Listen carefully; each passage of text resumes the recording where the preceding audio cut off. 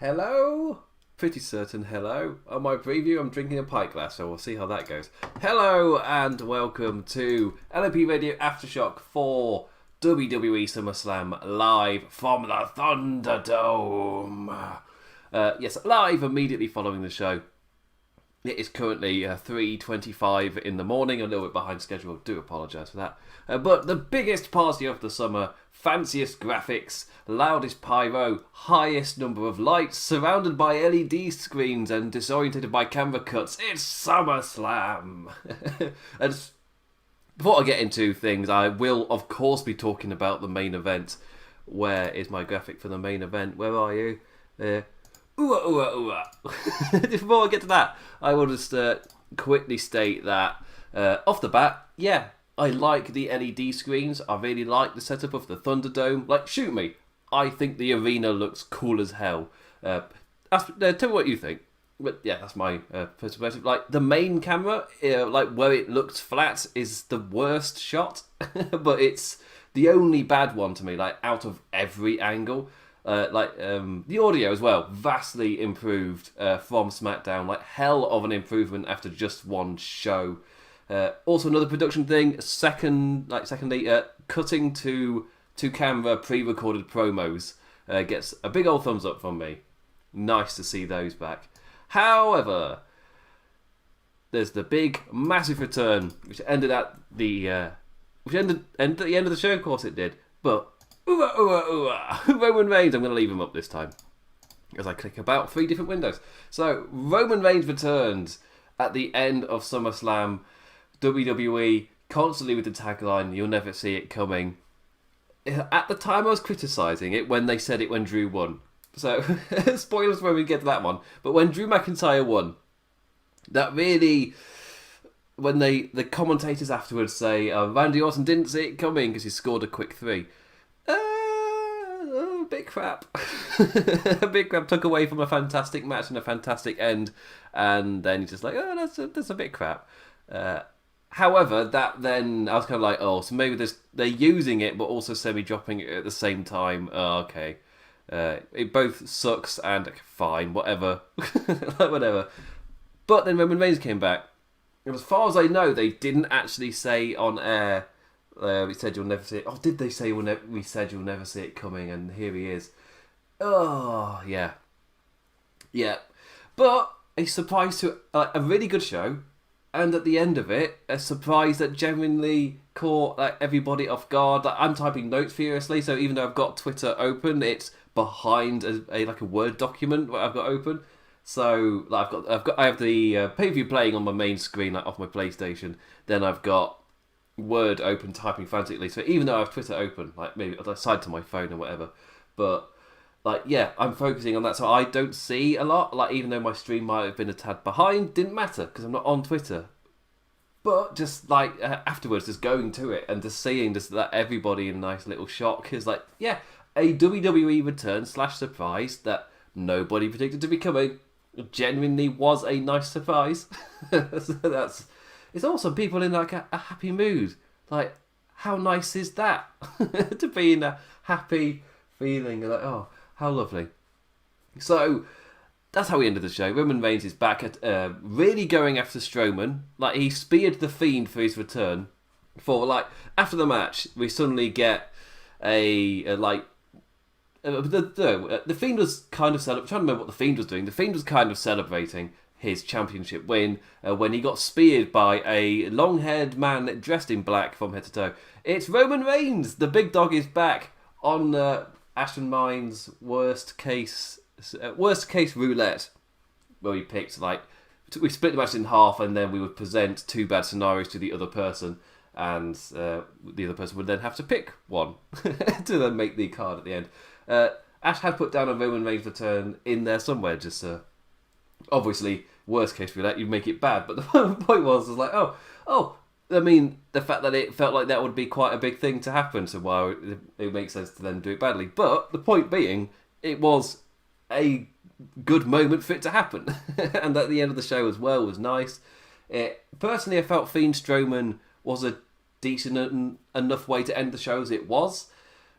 Maybe the actual match ending was a bit blurred, but to be fair, what Fiend main event hasn't been. Like, he's been continuously main eventing, and now we're back at this arena. Suddenly it hit me that the Fiend main eventing with all these cinematics, suddenly when we get back to the arenas, he feels like a main eventer. Crazy how that's happened. He genuinely feels like a massive... The entrance obviously helps. But the Roman Reigns is like a massive pinnacle, and his return felt big because the main event felt big. I mean, it was quite literally big, even the size of everybody. Point being, it was genuinely nice, a genuinely nice way to end the show. I've had such a lovely time. Not to turn too British. Genuinely had a lovely night, guys. It's been great. Maybe the alcohol helped, but either way, it was still a overall really enjoyable show. And I guess it makes sense to talk about the main event itself. I will get rid of you for a second. Off we go.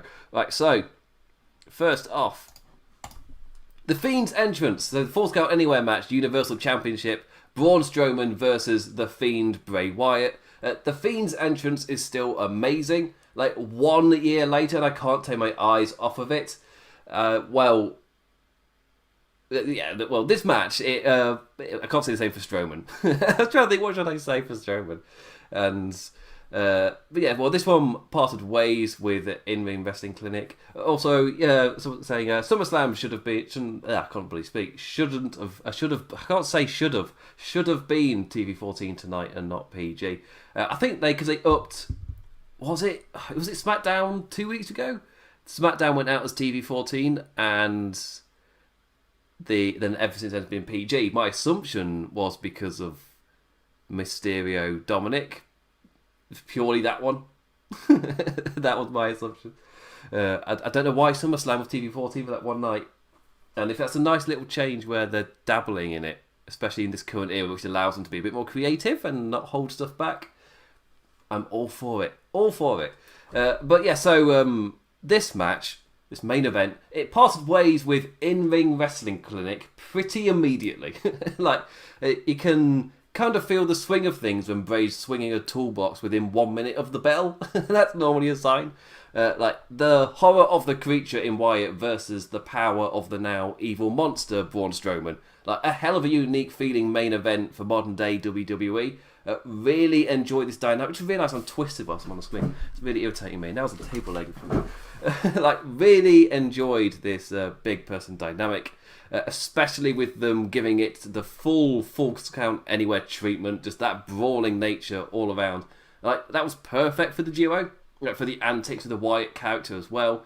They fought all the way into Gorilla. Strowman met a wall and a Sister Abigail, showing his own perseverance, which is something the Fiend's kind of been shown to show. Great sentence. When faced against the Fiend, he showed his nature, which, even though he's bad, he's got good parts of nature. Yeah. Back out into the Thunderdome. The two continue to brawl all over. Strowman, in the end, hitting his patented power slams, but showing frustration as they don't score the 3. And then he cooks up a plan. He goes over to the toolbox that Bray Wyatt was hitting him with in the first minute, grabs a box cutter from the toolbox, and starts to cut open the ring mat.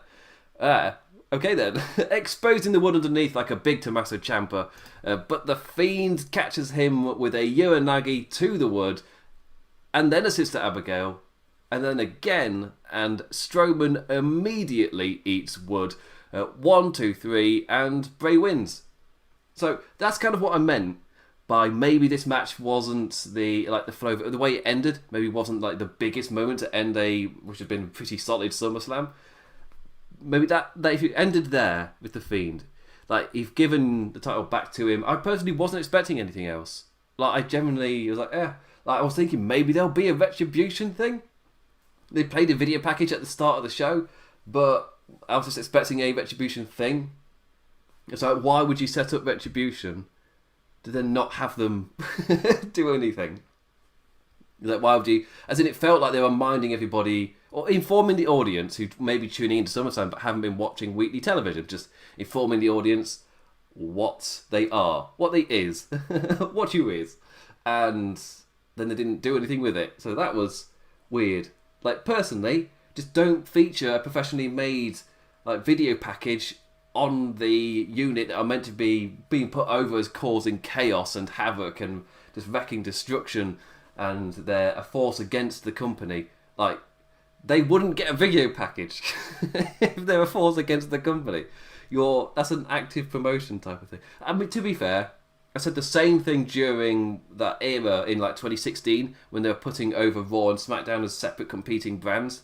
Well, why are they like openly allowing advertising during the show for their competitor then? that doesn't make sense. It's one of those, like, it's WWE world. It's like they've got certain tropes of production, they don't, and like every act gets these tropes, and they're not a very good company at purposefully not using tropes that get people over or help inform you about a certain character or things. For me, Retribution should never get a video package. It just shouldn't have been on the show. But yes, Roman Reigns' return. I thought it was handled incredibly well, with Bray then celebrating afterwards, lifting the title up high. Well, you know what I mean, celebrating the way he does with his creepy face mask. Then Roman Reigns tackles him, dressing head to toe. I think his t-shirt says wreck everybody? Something like that. Wreck everybody, then leave, or something like that. And that's exactly what he did. Particularly laying into Strowman and just shouting at him that you're not the monster unless I'm here. Like, you are nothing without me, essentially. And, I really like that. And I even saw somebody tweet, is Roman Reigns heel? And I was like, no, he's got character. Just immediately it's like, oh crap, he's not just returned, speared somebody, gone, ooh-rah, Roman Reigns. And he's not done that. He's attacked the Fiend, yes, but then he's particularly gone after Strowman, and then as he's laying down chair shot after chair shot after chair shot onto Strowman more than anything, he's then shouting at Strowman, you're not a monster if I'm not here. Like, he's a character, like, immediately with direction. Straight off the bat. It's like, oh, my criticisms of Roman Reigns in the past, which again, haven't been relevant for about a year or more, maybe even 2 years at this point. Because again, by the time that I hit my headphones off. By the time that he had to leave, like, the Roman Reigns character was fine. It's just like stuff from the past is always going to linger in fans' minds. But in terms of like recent stuff, what have you done for me recently? Roman Reigns has been on very good terms for quite a while in terms of character specifically, and him returning here with clear direction. Yes, yes, he's Roman Reigns, so it makes sense to give him that. But this felt like a big return, and that's got me excited for Smackdown. Like, well done, WWE. But that's my overall feeling of the show. I genuinely enjoyed Smackdown from start to finish, because with the SummerSlam shows,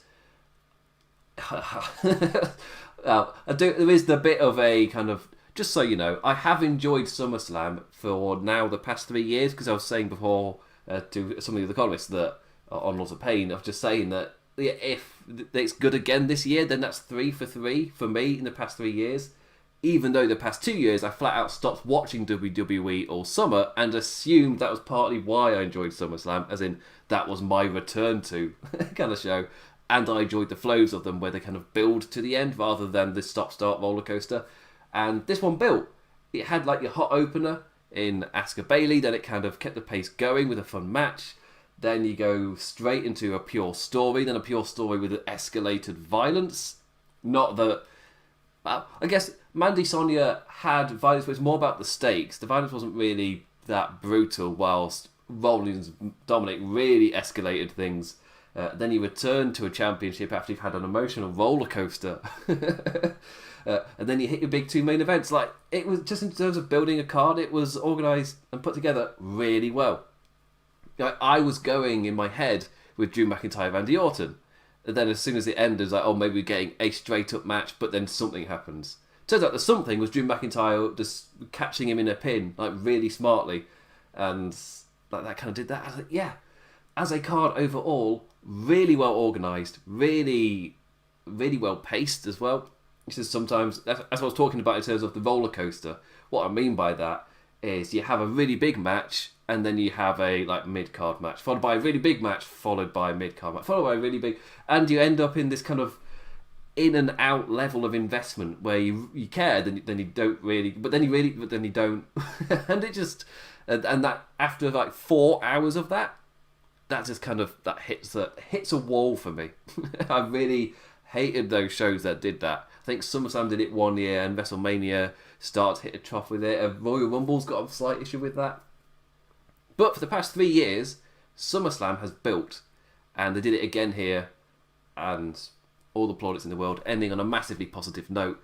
Genuinely excited to watch WWE next week, because it's a show that made me want to watch more wrestling. And in terms of a fan, and I will put, again, another massive asterisk, this weekend I was editing a video with wrestling shorts.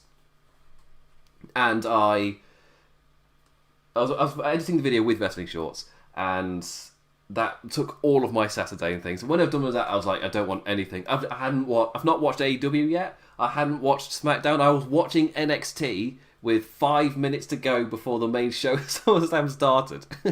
Just of me not having time. So I was kind of like done with wrestling and having to cram it all in. Like Saturday after I finish the edit, I'm doing nothing. It's like, yeah, crash type of thing. But my point being that it made me want to watch more wrestling, and that's not a feeling I've had for quite a while. Just wanting to watch wrestling, because WWE, after I finished one of their shows, like in this past era, especially these past few years, where SummerSlams have been 4 or 5 hours long, like by the time they're finished, I don't want to watch any more wrestling. During the week where there's so much wrestling to cover, like again, I don't want to watch any wrestling. I'm just done. But after SummerSlam, after this, I generally feel like watching more wrestling.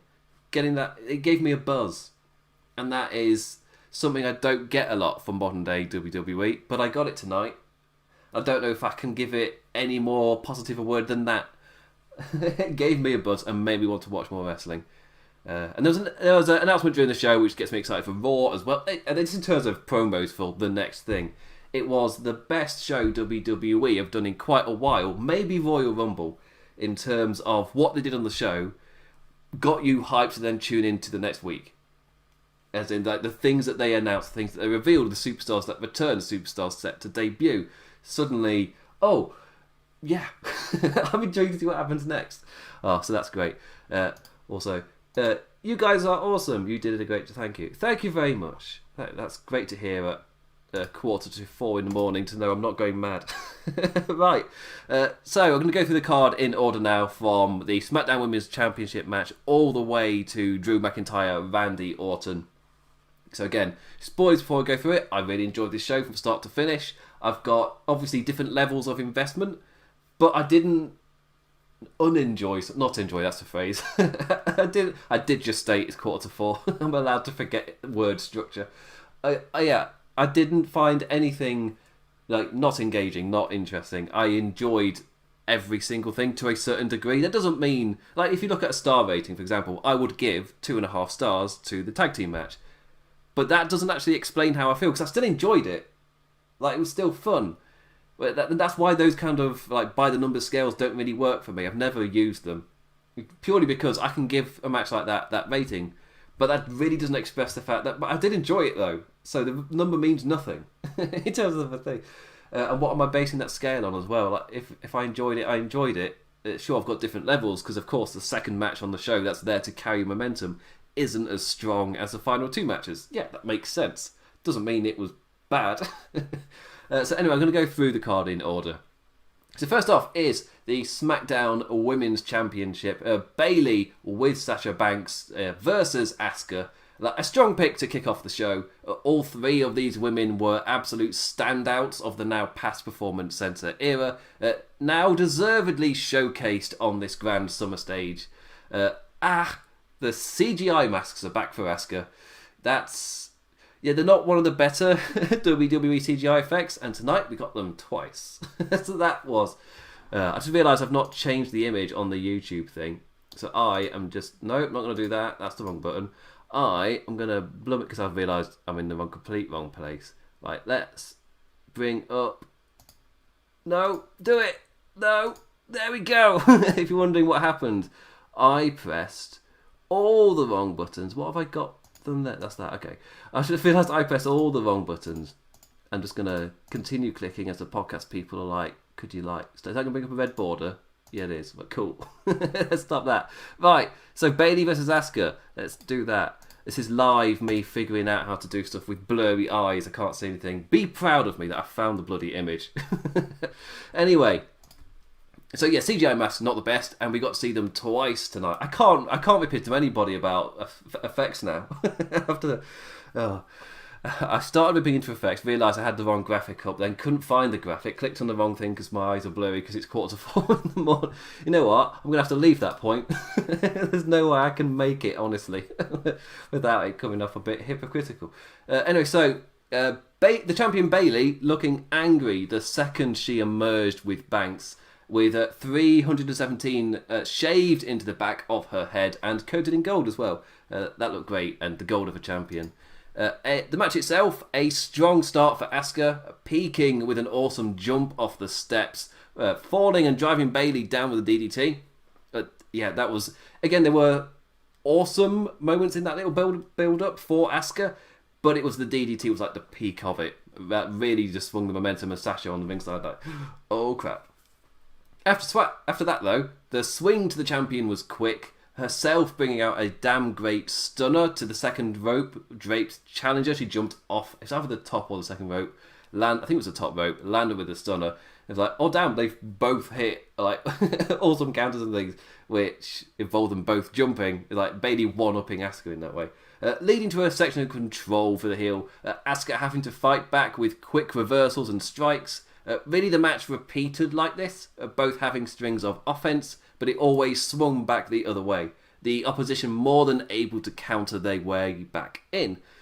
After catching an attempted hip attack, Bayley drove Asuka's knee into the apron. The champion suddenly had an area to target directly, and don't forget, Asuka's got 2 matches tonight, so that knee onto the apron is going to continue. The champion's strike-heavy offense also clearly hindered. She can't do her kicks that well. Case in point, Asuka hit the double knees, she jumping off the top rope and then getting caught into a leg bar, knee bar thing. Knee bar, she did a knee. Showing the effects of Bayley's damage. However, that match momentum still continued, like the back and forth that was still there. Banks saving the champion after a top rope elbow was caught into an armbar. I'm mixing my words together. Sasha getting increasingly involved again and again until the challenger went to take her down, and the distraction cost her. After knocking down the Raw Women's Champion, Asuka got rolled up by Bayley, and the Japanese star's first championship attempt ends in failure. Winner Bayley with Sasha Banks. Again, really strong starter. Set up Asuka for later, and the story between Bayley and Sasha, which seems to be like, because quite often you'll see you think, oh, WWE do long-term storytelling, yeah, when they want to, but it's not in terms of how they've conditioned the viewer. They've conditioned the viewer for short-term, more story, comic book-like stories. But with Sasha Bayley, they are doing a graphic novel. It's like they have a friendship, and you're seeing little tweaks within it and little things come to fruition. Tonight was absolutely fantastic in adding a little tweak, but there's no explosion. And if nothing happened, and personally wouldn't have anything happen for a while. There's the tag team match at Payback. I would have them get through that. Like you keep putting it off. You try and treat it like a real friendship with tensions, and it would take something massive rather than lots of little things. Actually, that's the opposite of a real friendship. In reality, it is lots of little things that are finally, and it could be something tiny that ends it all. But I guess in a story, you're normally looking for that big moment. I don't know, like your standard Royal Rumble partner elimination, something like that. But tonight you got some great moments, and this was setting up here with Sasha directly helping Bayley retain. When Asuka had the number, and when Asuka had Bayley's number, and Sasha then was like, I've realised the champion, she's in danger here, I'm going to directly help. And she got up on the apron. Asuka eventually, after she did it again and again, Asuka eventually had to divert her attention, and then ended up getting rolled up by Bayley. Like, Sasha directly helps Bayley retain, which is very important for later. It's just an awesome little story note. After this, backstage, Dominic in the locker room with his parents. There was an awesome photo, it might have been from the pre-show, where Dominic Mysterio entered the building and they had him with a black bag with his gear in it, and Rey Mysterio one side and his mum on the other, and it's just like it's like a kid going to Parents' Day. It's not like he's going into school. He just looks so much like that. But he's in the locker room with the parents. He tries to get his dad to promise to let him handle this on his own, and let him protect the Mysterio family and to not get involved. Which again, setting up for later. There weren't any interviews or promos or things that didn't then lead into something else later. Which is very important again, which I'll get to where I guess when Bayley and Sasha also had an interview which directly led into something. There wasn't anything that was just like, let's have a moment with these characters and then you move on type of thing. Like, no, everything fit into something. There was no wasted motion. Which the show started at midnight, finished at about, it was just over 3 hours? Which for modern day WWE feels like a really short pay-per-view. Like for SummerSlam, it's been 4 to 5, so just over 3. Oh, as an Englishman, like, I can't see daylight, it's still dark. Like, if you're not English and you haven't, especially if you're not somebody who's like does their own post show or whatever, you won't know that feeling of, oh yeah, it's still dark and it's summer, so the sun rises earlier. So, oh, isn't that nice? There aren't any birds chirping, ruining my audio. How nice is that? After that, so this was my one criticism. Retribution VTR package. At the time, I was like, yeah, here we go. Like, make sure everybody's informed so they know what's going on when they attack later in the night. Yeah, this is... But people who watch the show regularly find this a bit pointless or a bit silly. Or why are you featuring this group creating chaos like this? If they're creating chaos, why are you promoting them? If they're against a company, why are you promoting them? That makes no sense. This is a WWE production trope. But it doesn't make sense for the characters. Which is, again, that's been a massive modern day issue. Which, again, at the end of the show, I'm absolutely praising WWE for kind of going against that in a way. Like giving one of their biggest face some heel traits in a way. As in, they're not painting them in the exact same colour as you do because they're this thing. Like, no. But because this then Retribution didn't feature at all in the show, this is the only... I realised I said that there was nothing which was like wasted time. This was wasted time. What I meant was like they're live in the arena. Like there was nothing... Because there were adverts played throughout the show which are literal kind of... For an English person that isn't going to be able to buy any of these products, it's like a waste of time for me. It's for time for me to catch up on my notes, to check Twitter if I've been a really good boy and got up my notes. It's the time for me to drink some Bulmers, to eat some donuts or whatever. But yeah, the fact that Retribution didn't feature on the show suddenly means there's this whole time dedicated to these characters which don't feature. So why have you dedicated time to them? Like specifically on this show. Why have you dedicated time to them? As in, seriously, why? All I can think of, it's like this is an angle going on, and we want to let you know that this is going on, even though nothing featured on the show. Like in the current WWE world, this is a issue that is currently ongoing. So tune into Raw and Smackdown, and you're likely to see this group that we told you about, but they happen to not attack or anything during SummerSlam. And I'm just thinking, yeah, but you didn't feature them at all. So what was the what was the point of dedicating time to them on this show specifically? Just in terms, that's my only production kind of critique for this show, because everything else I was fine with.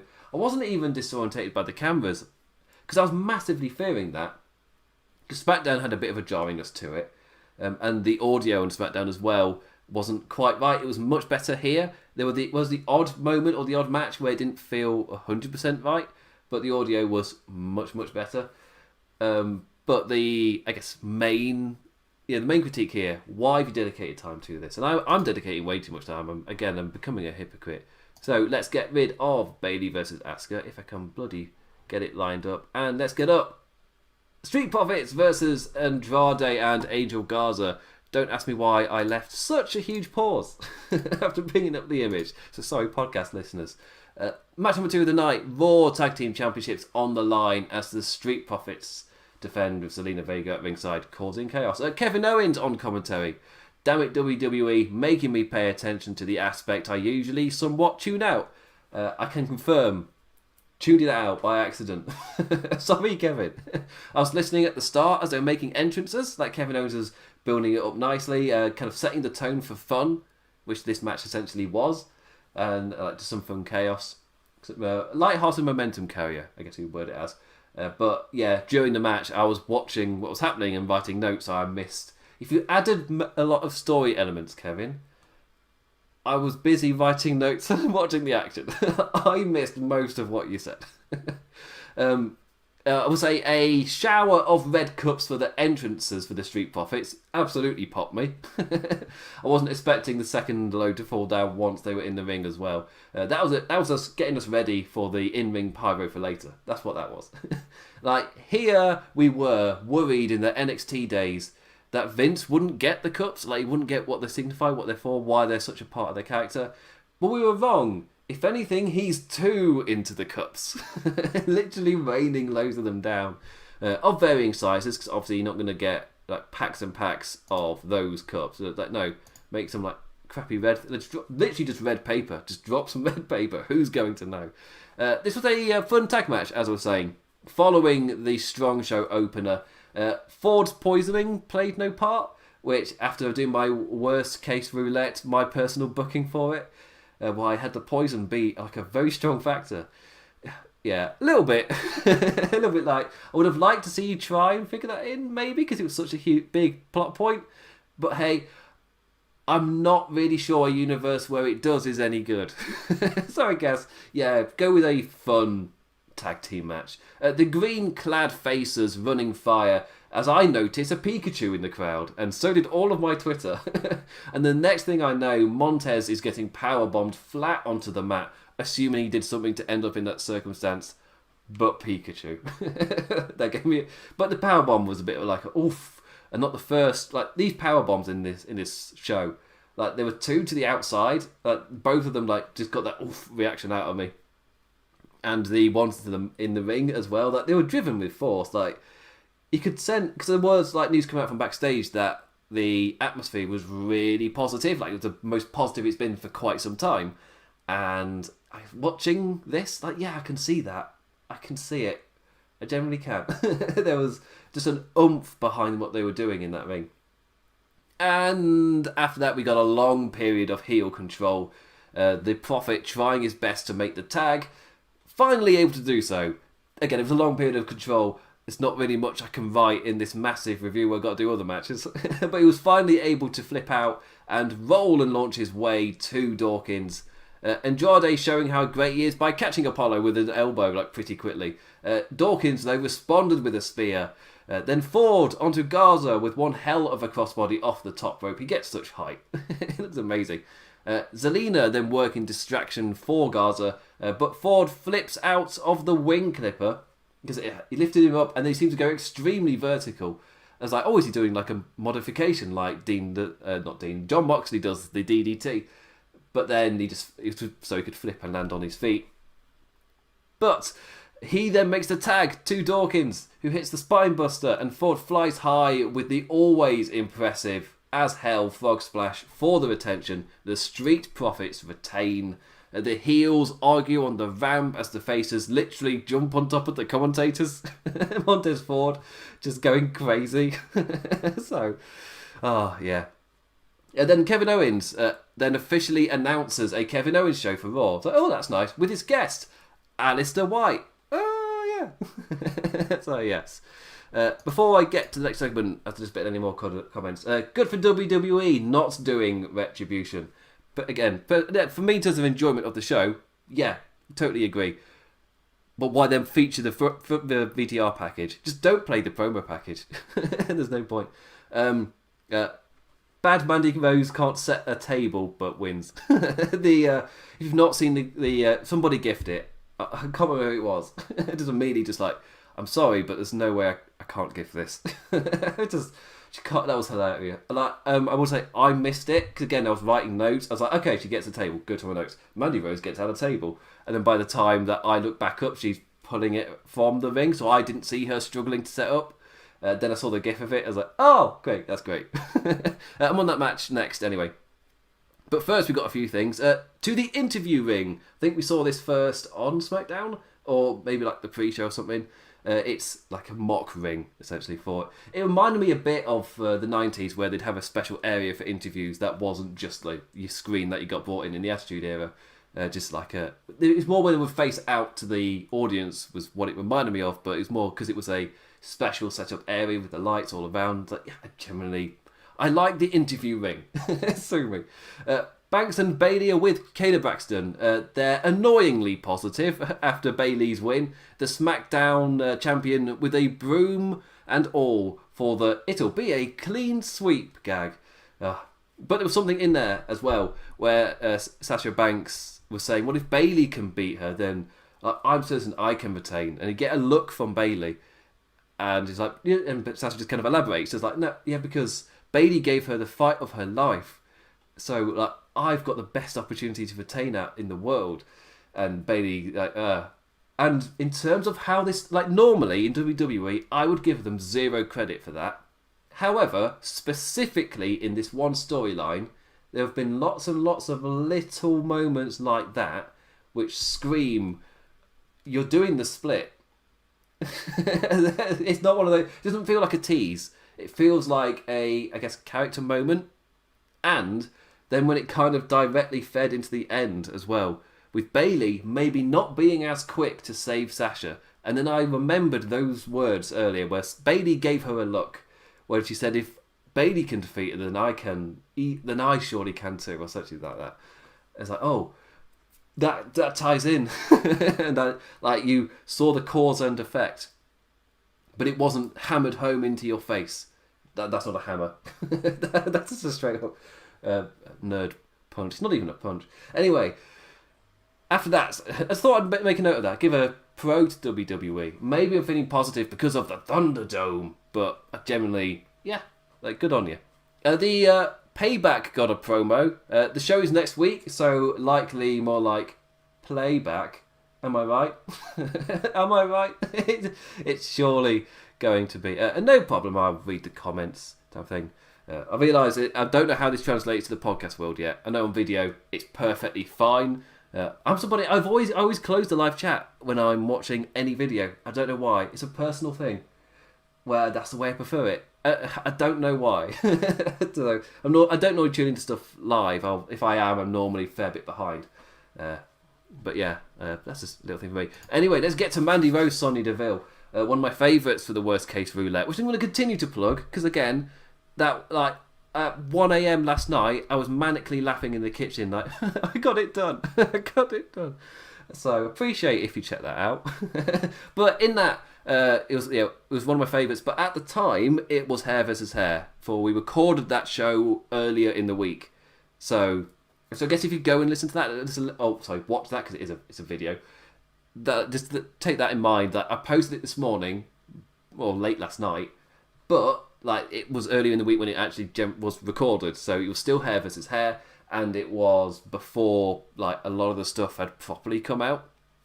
So yeah, I will say the stakes raised just a tad from Hair vs. Hair, like, on SmackDown, like, really adding a lot to it. Like, to be fair, after the awful reality of what the two of them went through last week, like, I doubt a Hair vs. Hair would have felt right.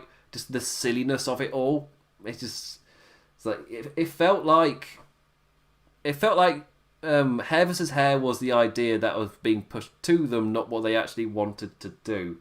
And then this was kind of like a redo with them, like, please take it seriously. And I just get that feeling from SmackDown. So, like, suddenly, this week's SmackDown, suddenly there was a lot more of a serious edge to this. It felt like a huge injection. Suddenly now, it is a no disqualification match with the loser leaving WWE, with a great promo from Sonya Deville, which was shown in the promo package, because this got a properly edited package for it as well.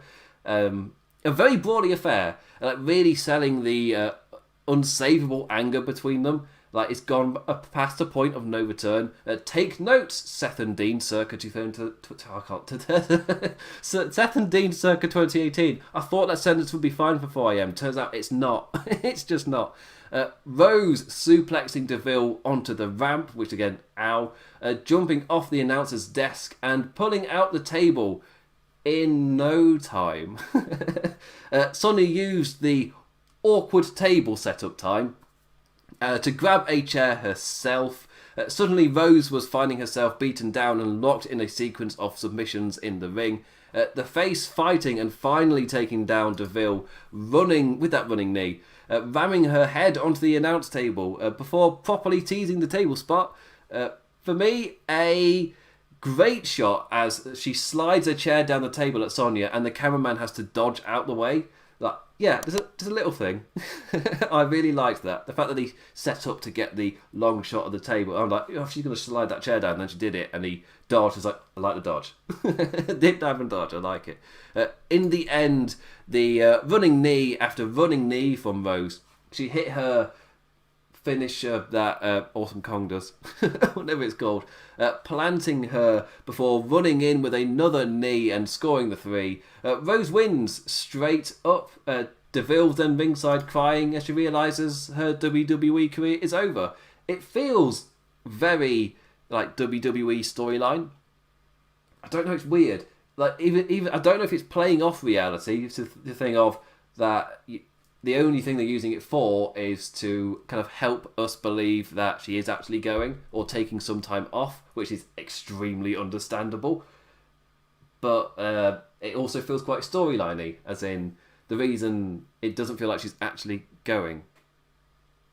That makes any sense. As in, we're not going to see her for a while. I don't know if it's real or not, and it's one of those where it will be totally understandable no matter which way they go with it. So yeah, after that Otis runs down and I was laughing because afterwards, again, I checked Twitter after the match because there's a bit of a time break and they're going to advertise Battlegrounds and World of Tanks. But then when I was looking down my timeline, everyone saw like loads of people going, oh god, please don't, after that serious match, like please don't dance, Mandy. And then she's in there doing the caterpillar. So, okay. Yeah, so Otis ran down and lifted Rose into the air. Happy his lady isn't going anywhere. So, yes. Next one. Another comment before I go. This one. Does Asuka have a bad memory? She lost her first match and does the same move. Wrestling. That's the best I can. Because wrestling is normally the best way to... I just realised I recapped that entire match without switching the bleeding image. There you go. Mandy versus... I'll switch it now. Dominic versus Seth. There we go. I'm bloody fading. I've got to have so many things open. Because of the kind of current lockdown world and the changes to my life. Because of that, I'm just doing it on a laptop. I've only got one screen, so that's probably why. Match number 4 of the night. I was going to elaborate on a comment, but because I got lost in stuff. So apologise if my thought would just ended. Street fight. Dominic Mysterio versus Seth Rollins. I continue to be impressed with Dominic at every turn. Like if you click on a post like saying that Dominic's going to be on Raw, be it on Twitter or Facebook or whatever, like you get a lot of kind of comments. I don't know if a lot of it is because he is a rookie, he's getting heavily featured, but he's continued to impress me, like successfully jumping every challenge WWE have set him so far. And tonight he gets a hell of an official in-ring debut against one of the biggest names today in Seth Rollins. Like if you're gonna have anybody who can carry, saying like we were saying about Pat McAfee and Adam Cole, like showing how trusted Adam Cole is to have a big match against someone like Pat McAfee. Same for Seth Rollins, showing how well regarded and trusted he is to lift a rookie to a really high quality debut match on a SummerSlam card against like a big name of the current era. It tells you how much Seth Rollins is trusted to do that. I think he did an amazing job. I thought this was fantastic. I really enjoyed this. Using the story elements really well, hiding Dominic's weaknesses as well as... that's it. It's a WWE thing. I've criticised them in the past for everybody must slot in this way, like a heel slots in this hole. Seth Rollins fell victim to that with the heel side. In terms of having pay-per-view matches that were great and holding his own, but then on television, heel slots in this hole. He's cowardly heel, even though his in-match actions didn't support that at the time. And faces, I guess Ricochet, where Ricochet's got to come out and say insult lines to the big talky heel, but he's like that's displaying one of his weaknesses. So far with Dominic, they've kind of played around the weaknesses really well because he's a rookie. They're going to exist. But in terms of what you've seen, like you wouldn't know really, like or you don't mind, or it works And this match worked really well, generally. Since they've moved past the eye nonsense, I've taken the piss out of the eye stuff. But since they've moved past that, this feud has been great. And Rollins kind of continuing that, where he walked out decked in his own version of Ray's famous Halloween Havoc attire. Brilliant touch there. There's comparison pictures. I'm going to have to take a drink. Realise I've been live for about 40 minutes, not drank any water. I just talked endlessly. So yeah, that's not great for my body. Anyway, that was great. Dominic out with his dad, making the unique choice to wrestle in an outfit with a hood. We'll see how that goes. Keep just flipping back up over your head. You have to keep pulling it down. And he did. So I need to put a counter. Somebody needs to edit a counter on for the hood watch. Just how many times did he have to take it off because he was back on his head? Rollins was arrogant as hell with the rookie, flat out letting him attempt a headlock before cockily shoving him off. Dominic showing that strong lucha libre ability early on, flipping that hood off of his face after each one. Like, at least Rollins did grab hold of it and use it to lay down the stomps. Like, as the heel, he's like, that hood is a weakness, I'm just going to grab it and use it to keep you down whilst I stomp on your face. Like, yes. Suddenly, I'm a bit more fine with the hood being there because he did that. But it did make me kind of laugh in terms of hood watch. He'd hit a impressive looking arm drag and then he would have to adjust the hood because he can't see and then have to do it again. So yeah, a unique choice to have the gear with the hood. Rollins, all match he was asking Murphy for the weapon so he himself would never have to leave the Holy Ring. First off, he asked Murphy for a kendo stick, but Dominic was there with the dropkick and chasing the Messiah around the ring, swinging wildly with said chopstick. Seth, though, was out wrestling him at every step. The rookie displaying fight and potential, but at this stage of his career, when up against the Architect, he was no match. He was out of his depth. Both his way in and situation worsener, with it being a street fight. Dominic waving off his ringside father, continuing that storyline, because he was like, don't get involved, but could you please come out to ringside with me? They're just... Yeah, you're going to have a bit of a clash there. But it was all for the story. It's fine. Rollins going for a curb stomp, as I remember. Not silence my phone. Rollins going for a curb stomp onto a chair, but Mysterio rolls out of the way and trips his opponent onto it, face first. Rollins then going for a Booker Bomb, instead sent flying himself after Dominic rotated down. Spinning DDT from Dominic Mysterio, and finally he had Seth down to lay in with that kendo stick. His back showing the marks of war. Rollins was finally taking Dominic seriously. Again, in terms of building character throughout a match, telling a little story, didn't take him seriously at all to start with. Now he does. And stopping the Sun on the top rope and hitting that awesome Super Falcon Arrow combo before calling for Buddy to send their own kendo sticks.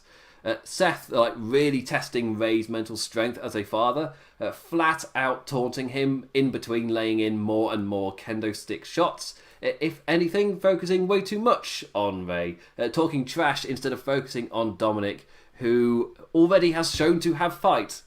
He displayed that earlier in the match. It comes back here, plural. He uses the kendo stick to trap Rollins and both fall back through a table, which Seth set up, but I didn't make notes about. Dominic with the frog splash, as the commentators let us know it's a direct shout up to Eddie. Seth becoming more and more infuriated, hitting a powerbomb with force before ripping that hoodie vest just down and off. Leave, you stupid hood. Even more kendo stick shots as he continues again to direct Murphy for the delivery of weapons. Mysterio the whole match able to see what's coming next, but unable to help after promising his son he wouldn't. Rollins goes to handcuff Dominic to the ropes. Ray feeling the stress when Mama Mysterio comes out. Didn't learn her name. She's Mama Mysterio. Ray runs up to her and just pleads with her to hold off, to not come down. No, I promised him I will not. And that's enough of a distraction as Rollins is kind of laughing up at that happening. Dominic rolls him up. Doesn't win, but Murphy realises the trouble and he launches in with a running knee. before then taking to the outside and attempting to push his eye into the steel steps. Ray makes the save, but man, does he pay. Rollins and Murphy beat Papa Ray down, cuff him to the ropes on the outside and get ready to whip him with those kendo sticks when Seth notices the man's wife. But when he gets halfway up the ramp, Dominic makes the save and he's got fire in his belly, launching Buddy away. Rollins goes flying over the steel steps. Soon back in the ring, the Sun 19, but he can't follow up with the splash after Seth gets the knee up. Ray in the ring now, still handcuffed to the rope. He can't save his son as Seth taunts him, like, just reach for your son. In front of the man, he then bounces off the ropes and hits the curb stomp, staring right into Ray's eyes as he scores the pin. That was some great WWE story stuff. Like, father and son hug in the ring as we fade to black. So, and Seth Rollins is your winner. I thought that was, again, fantastic. Continuing again, like, Seth Rollins now won like both of these matches. He's continued like an awesome streak throughout the summer, and like, of course, he lost his WWE Championship match, but entered a really strong story thing. He's built up a rookie. He's been put over by a legend of Rey Mysterio, and he's built up a rookie. And now you've got your really emotional hook for when Ray and Rollins get back to each other, which is so much better than I'm literally going to pull your eye out of your socket. It's like, ugh. But I thought this match was fantastic. All the clap, applause. Yes. It was perfect place in the card as well, because suddenly you've got this ultra swing of seriousness after like the first three matches were like entertaining but fun. And then this match was, nope, you're going to have a lot of serious stuff here. It's going to be pretty brutal with those kendo stick shots. And then by the end of it, I was just sitting there like, yeah, that was great. I really enjoyed that. Dominic, again, impressing me at every turn. Rollins did a fantastic job, both making Dominic look great, but putting in story elements. Because that's something that I've praised him for with, like, I was going to say all of his matches. Apart from the blip of Extreme Rules, which isn't really his fault. But like every time he has wrestled, there's story things in there, or at least minor character things being added or tweaked or shown, and he's been amazing in that role, and it's great to see that not end. It's continuing here, and he did it whilst also elevating a rookie. So like all the applause in the world. Fantastic stuff, well done. Right, I didn't make a note of just like the VTRs or adverts after that one, so let's go to Sasha Banks versus Asuka. It's Asuka Part 2, the Asuka-ning. I've not thought that one through. Just read the notes. Stop making stuff up. Stop going off track. The Raw Women's Championship, Sasha Banks versus Asuka. A great run of matches continues. Yet another fantastic match between these two. They're both on such a high, like fast yet smooth as hell level of wrestling. Just like I could.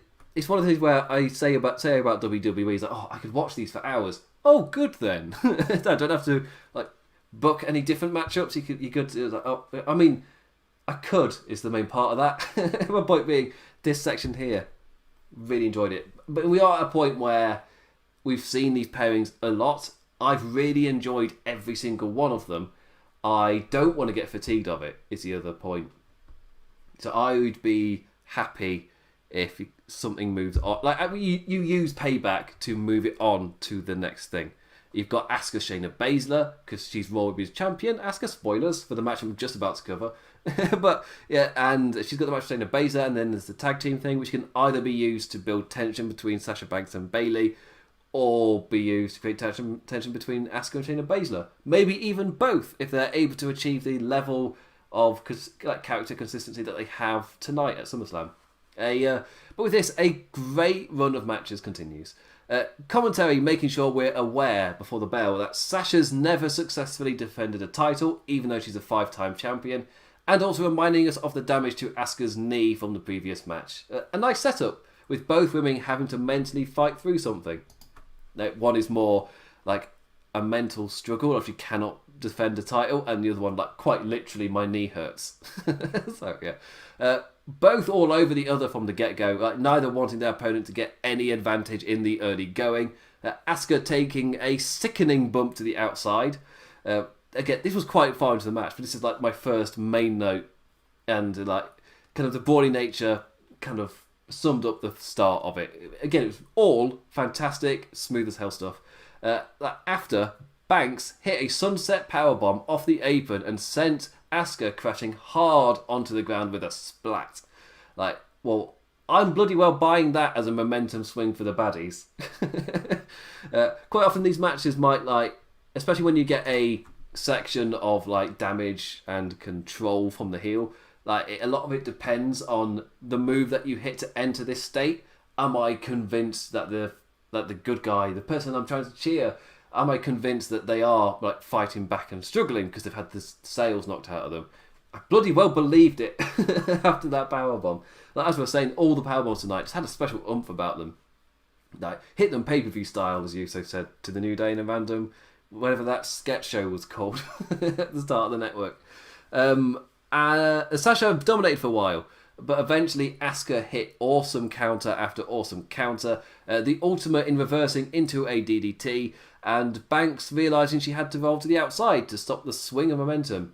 It didn't work, soon finding herself back inside and on the receiving end of a missile dropkick. An amazing ending with Sasha targeting the leg, Asuka herself facing a worn-down opponent. That's a dynamic. Play off that. Bayley hypes up her girl. Like, you're the women's champion. Come on, Sasha. And she's like, yeah, I'm the flipping champion. And then she charges and just immediately gets turned inside out and caught into the Asuka lock. It looked amazing. It was just the fact that Bayley was amping her up and she's like, yeah, and then just charged immediately into that. It's like, oh, I love those spots. It's just, camera work was great as well for it. Reversals upon reversals. As Sasha tries to swing out of the Asuka lock and into a bank statement, if preferably, or flip over into a pin. Every time they're just ending back up in the hold.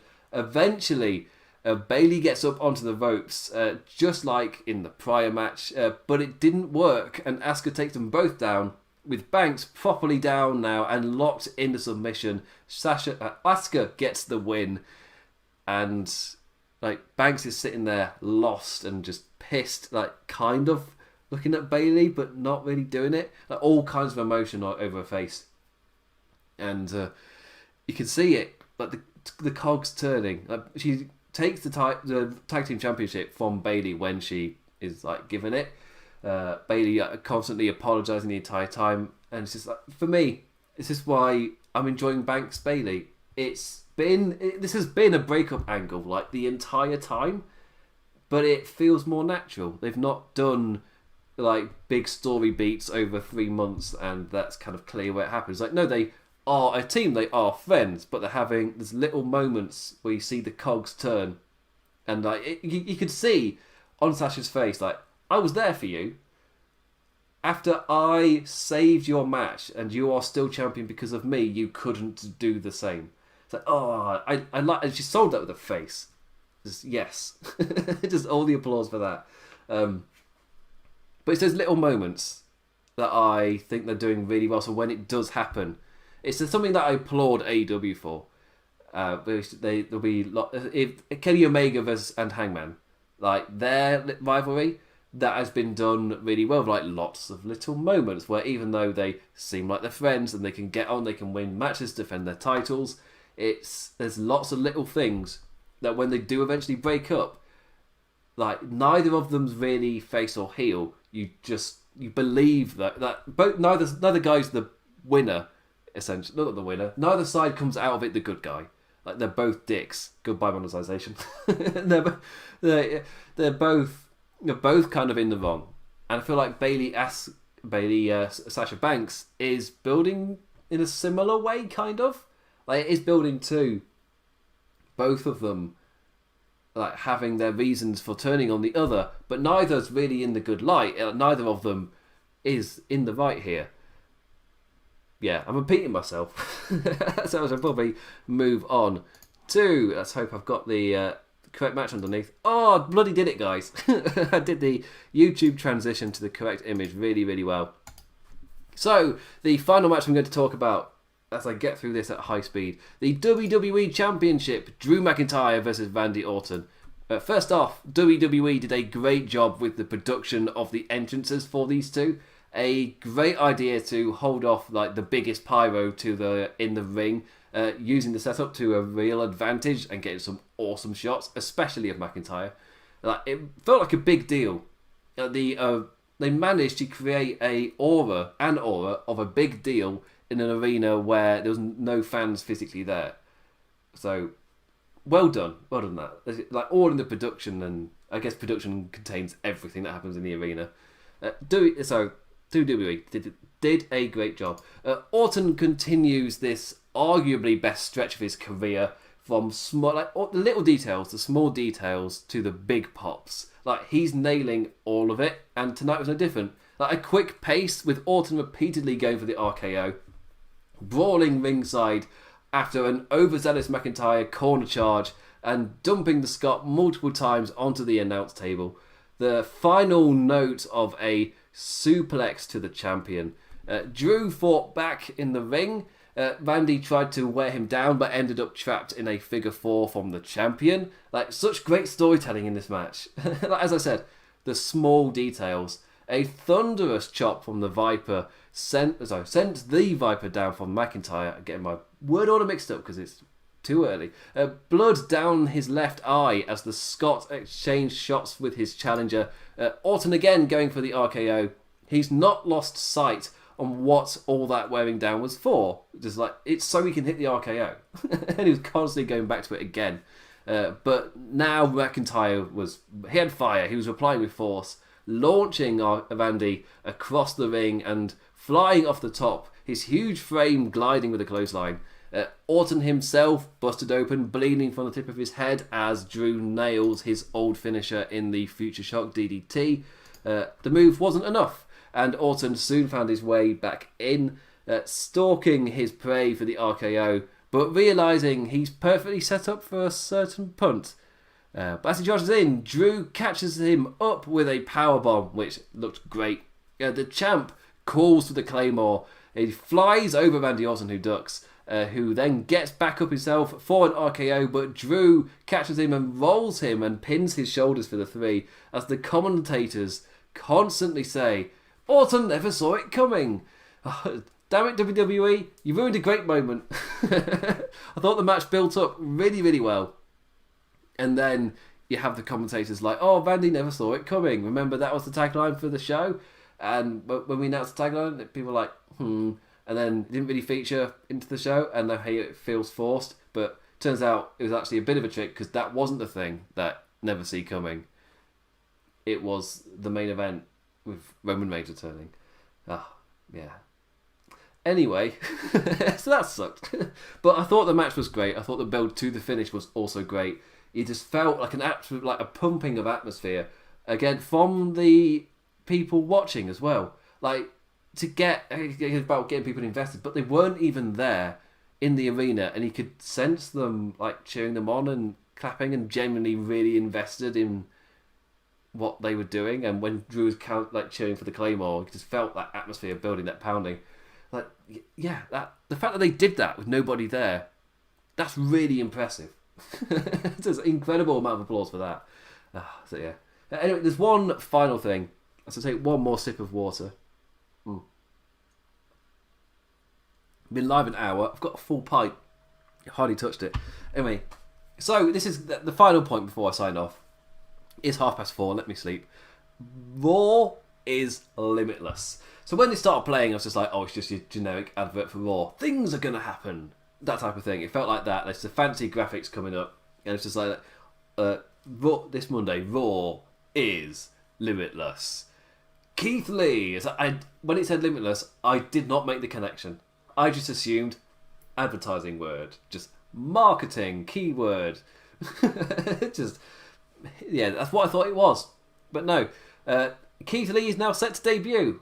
Like, well then. Good on you, Keith. Dropping the NXT Championship and just immediately going to the main roster. Like, not even like a halt for breath. And I think I was saying on the NXT show on Thursday with James Boyd from One Nation Radio, just that, yeah, he's like Keith Lee is surely sooner rather than later main roster bound, and when he does get there, I feel like he's going to be a big deal. And the way it was presented on SummerSlam, and how quick it was after he dropped the title, it's like I can't help but feel they must have like a lot of faith in him to do well, or at least in this initial push, like have an idea for him and to push him with that. So yeah, a reason to tune into Raw. Keith Lee's going to be properly debuting, so that's great. Still got Retribution to come out as well, so that was the thought of like, will Dominic Dijakovic be part of Retribution? Will there be other folk? Like, who knows? Is Dominic going to be Karen Cross's like first opponent, or is that going to be Tommaso Ciampa, who's also returning? Again, every show's been set up really well, and I guess in terms of that, like, because again, I was in my editing world and then collapsed and then exported the thing and uploaded it, but I hadn't watched NXT, and as I said, I was watching Takeover in like during the pre-show for SummerSlam. Like, that's how mental my weekend's been. And I didn't see a lot of the kind of... I didn't see any immediate reaction to the loss. And I guess shout out to Ray Cash, Vance from Chair Shot Radio. Why am I forgetting names of things? And for him, he was just pointing out that last night there was quite a negative reaction to Keith Lee dropping the belt and it going on to Karrion Kross.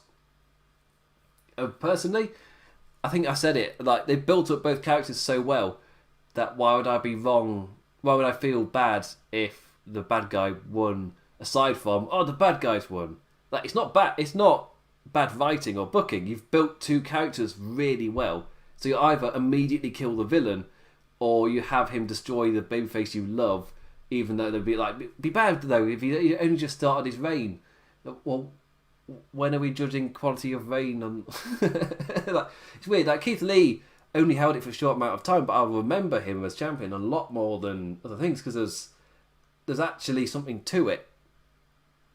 That said, NXT's reign is not quite memorable. That's not a great comparison. But like, Shinsuke Nakamura is Intercontinental Champion. I'm not really going to remember any of his defences or anything. Or was he United States Champion? Case in point, which title was it? Intercontinental, pretty certain it was Intercontinental. United States on Raw. Yeah. I swear he's held both. Anyway, that's the end of the show.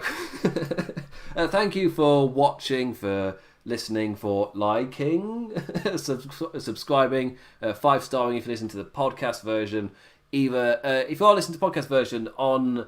or even if you're on YouTube, I normally put the link in the description. On RedCircle, you can donate directly to Lords of Pain Radio. Just helps us keep all of the wheels spinning. Not necessary. Literally just watching a video is perfectly fine. Thank you to everybody who sent in comments as well for me to try and read with my blurry eyes. And with that, we've got other shows as well. Again, do check out the Worst Case Roulette. Also, please do check out the other shows on LOP Radio. I will be live here on LOP YouTube, or Wrestling Headlines YouTube. It's becoming more official. I've got the fancy logo at the new fancy logo at the bottom. With the... what was I going to say? I'll be live, not after Raw, the day after. I'd go... Because I'm English, I'm not going to stay up super late for like the midweek stuff. Like, yeah, pay-per-views, yeah, but... I mean, even that's unwise.